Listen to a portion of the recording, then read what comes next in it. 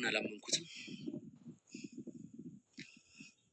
ትንሽ ፀሐይም ስለሆነ ይሁን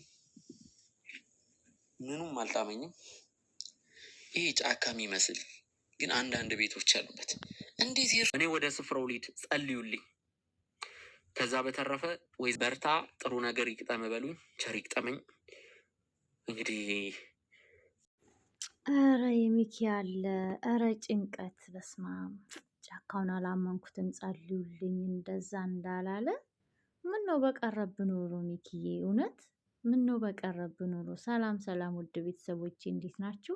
እግዚአብሔር ይመስገን ወይም ነኝ። እንግዲህ የመጨረሻው ቪዲዮ የሚኪዬ እንደዛ እዛ ጫካ ውስጥም ሆኖ ሆዱ በጣም እየፈራ ነበረ። በቃ ለመሄድም ሲያስብ ጸልዩልኝ ሲል ነበር እና ያው ተው ተብሎ ነበር ብቻ እሱም ባለመስማቱ ይሄ ነገር ተከስቷል። እግዚአብሔር ከሱ ጋር ይሁን። እኔ ግን ጭንቃት ልሞት ነው እውነት ለመናገር እሱ ከታገተበት ሰዓት ጀምሮ እስካሁን ድረስ ያለው ፈተና ያክልም በጣም ብዙ ፈተኖች እየገጠሙት ነው። በሱ ላይ ያነጻጸረ ነው ፈተናዎቹ በሙሉ።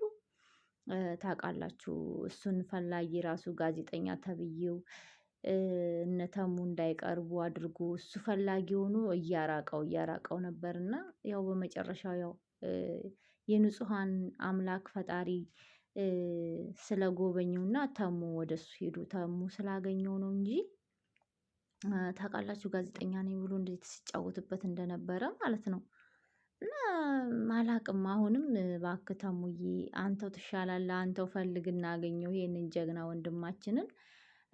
ምስኪን እውነት ለስንት ምስኪን ሲደርስ እንግዲህ ከእናትየዋ እሱ አዝኖ ነው፣ እናትየዋ ያላዘነችውን እሱ አዝኖ ነው እንግዲህ በቤተሰብ መሀል ይሄ ሁሉ በሱ ላይ የደረሰበት እና ምን ውስጥ እንደገባህ ብቻ መድኃኒዓለም ያውቀው። ሚኪዬ ምን ውስጥ ነው ያለው? ኧረ ናልን እውነቴን ጭንቀት ሞትን። እኔ አላቅም ብቻ እምለው ራሱ ቃላት አጠረኝና እውነት በጣም ጨነቀኝ።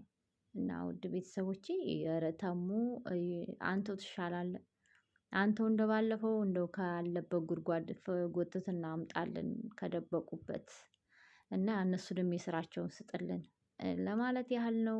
ውድ ቤተሰቦቼ እንግዲህ እንደኔ ጨነቃችሁ ሁላችሁም ጨንቋችኋል ብዬ አስባለሁ። የሚኪ ቤተሰቦች እውነት ለመናገር አላቅም እንዴት እንደሆነ አላቅም።